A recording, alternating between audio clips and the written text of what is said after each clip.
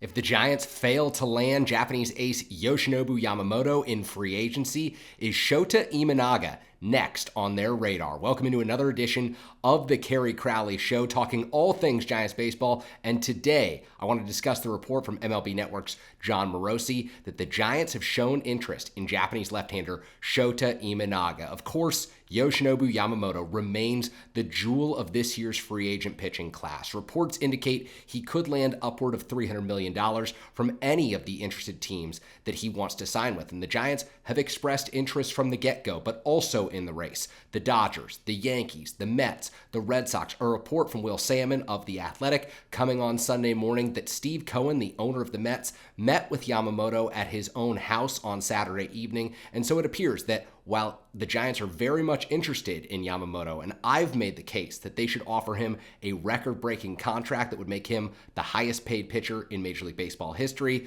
it seems as if the competition is incredibly stiff. And those of you who follow Giants baseball closely know that the Giants often don't win those battles for the highest-priced free agents. And so it brings us to this interesting point and this, of course, very relevant report from Jon Morosi that the Giants could be interested in Japanese lefty Shota Imanaga. So some background on Imanaga. He ranks 12th on the free agent big board for all MLB free agents for The Athletic, 15th best free agent in the class for MLB.com, 42nd for CBS Sports, so far lower in their rankings, and then 10th according to MLB trade rumors. And so there's a ton of guesswork that goes into projecting Shota Imanaga, who's 30 years old, as opposed to Yoshinobu Yamamoto, who's coming to the United States when he's just 25 years old. But of course, Imanaga has a great track record in Japan. ERA under 3 in each of the last 2 seasons in the NPB, which is, of course, Japanese top professional baseball league. And so he also had great performances throughout the World Baseball Classic, representing the country that ultimately won the title in 2023. And so I think that Imanaga's free agency is really interesting, particularly when it comes to the San Francisco Giants, because I think every Giants fan would tell you that Yoshinobu Yamamoto is and should be the organization's top priority in free agency this offseason. But then, if they miss out on Yamamoto, which feels, I would say, likely at this point, I would say that the Giants are probably in the race still, maybe 10 to 15% chance, but you cannot consider the Giants the favorite for Yamamoto at this point. The clear message from the organization, though, has been they want to add one more top pitcher near the front end of the rotation to pair with Logan Webb, to make this team more formidable, and to give the Giants an opportunity to contend in 2024 with the Dodgers, with the Padres, with the Diamondbacks in the National League West. And I've said all offseason long, you are not going to close the gap with the Dodgers overnight, especially after Los Angeles added Shohei Ohtani with the $700 million contract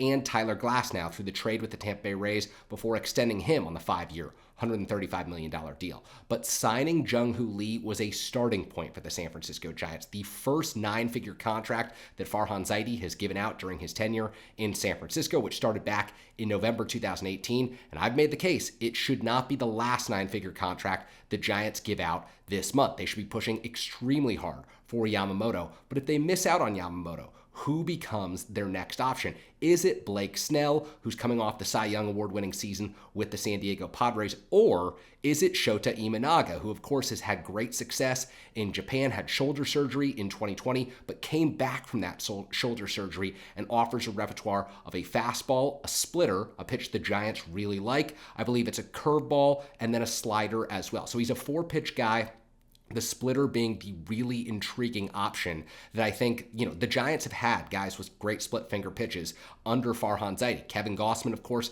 comes to mind. Alex Cobb has relied heavily on the splitter. It's a pitch that works at Oracle Park. It's a pitch that is rarely thrown by lefties in Major League Baseball, and Imanaga would bring that quality to this Giants rotation if they were to sign him. And so I think it begs the question, who would you rather have if you're the San Francisco Giants? Blake Snell, who's probably going to cost you in excess of $200 million, or Imanaga, who's coming over from Japan. You're paying a posting fee to his team, but you're also looking at someone who's probably going to cost considerably less than Blake Snell, despite the fact that they're the same age. And over the last 8 seasons, Imanaga in Japan has thrown 1,000 innings. Over the last 8 seasons in Major League Baseball, Blake Snell, 992 innings. So you're dealing with similar pitchers in terms of the mileage on their arms right now. And then you're dealing with the fact that Snell has won 2 Cy Young Awards. Imanaga does not have the same track record in Japan. I think there's a sizable difference in the quality of the pitcher you would be landing if you're the San Francisco Giants. And so,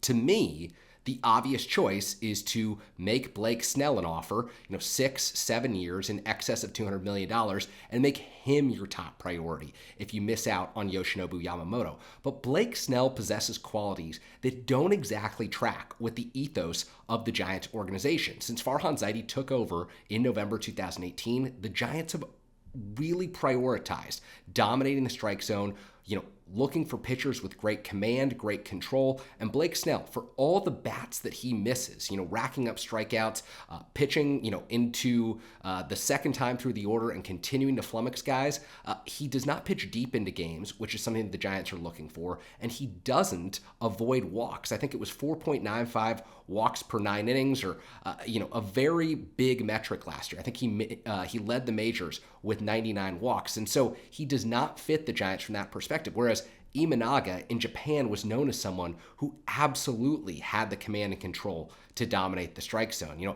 The difference, I would say, between Imanaga and Yoshinobu Yamamoto that's really considerable is Yamamoto suppressed home runs. He kept the ball on the ground, kept the ball in the ballpark, gave up very few home runs. In Japan last year, Imanaga gave up 17 home runs. You translate that to Major League Baseball, I think you're probably looking at, over the course of 160 to 180 innings, closer to 25 to 30 home runs. And is that something that the Giants can deal with, given the fact that he's going to be giving up fewer walks than someone like Blake Snell would, who I think gave up 15 home runs? All these stats, trying to give them off the top of my head right now to try to keep this show rolling. But again, two pitchers with contrasting styles. I think that Blake Snell has the higher ceiling. I think that you pair Blake Snell with Logan Webb, and you've got a 1-2 punch in your rotation that almost no one wants to face, because it's the top 2 pitchers in National League Cy Young Award voting last year, and 2 pitchers who very much are still in their primes and should have great 2024 seasons, and should, 2 out of 5 days,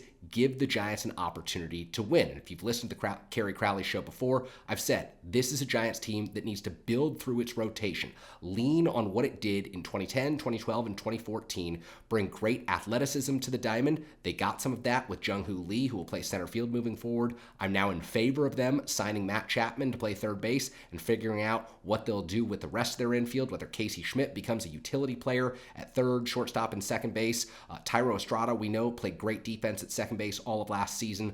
But if you're the San Francisco Giants right now, you're weighing 2 very different options in Blake Snell and Shota Imanaga. And of course, there's a middle-of-the-road option in between those 2 pitchers right now who seemingly will command, somewhere between $130 and $170 million in free agency, and that's Jordan Montgomery. And right now, I see more of an upside in bringing in Imanaga and paying him a little less, maybe $100 million, maybe $110 when the posting fee is all said and done, than I do bringing in Jordan Montgomery. And so you're looking at probably a $100 million difference. Now, if you go back to the beginning of the offseason and you look at the contract projections for Shota Imanaga, I think one outlet had him projected, it was MLB Trade Rumors. I've got it right in front of me. 5 years, $85 million, and then a team's paying a posting fee on top of that. The Athletic, Tim Britton, who does tremendous work with his contract projections, he projected 4 years for $52 million.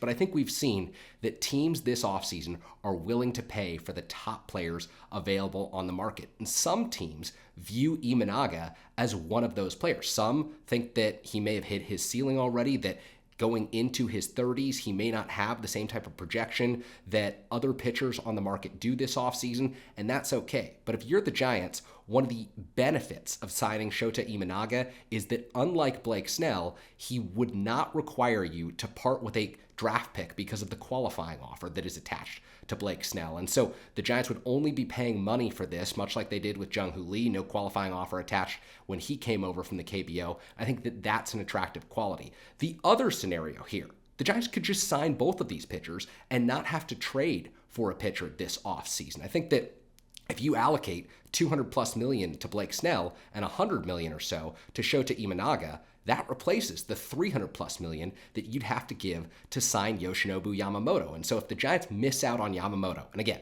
I still think he's worth the $300+ million contract. I still think that he is far and away my favorite pitcher on the market and seems to be, in the minds of many evaluators, because he's 25 years old, a better bet than Blake Snell right now, who's 30 years old. But I think that there's a lot of people who would say, okay, you could give $300 to $350 million for one pitcher in Yamamoto, or you could spend that money, $300 to $350 million, on signing Snell and Imanaga, which is another really interesting bit. So if you're interested in Shota Imanaga or Blake Snell, if you have a preference on what the Giants should do this offseason, let me know in the comments section here.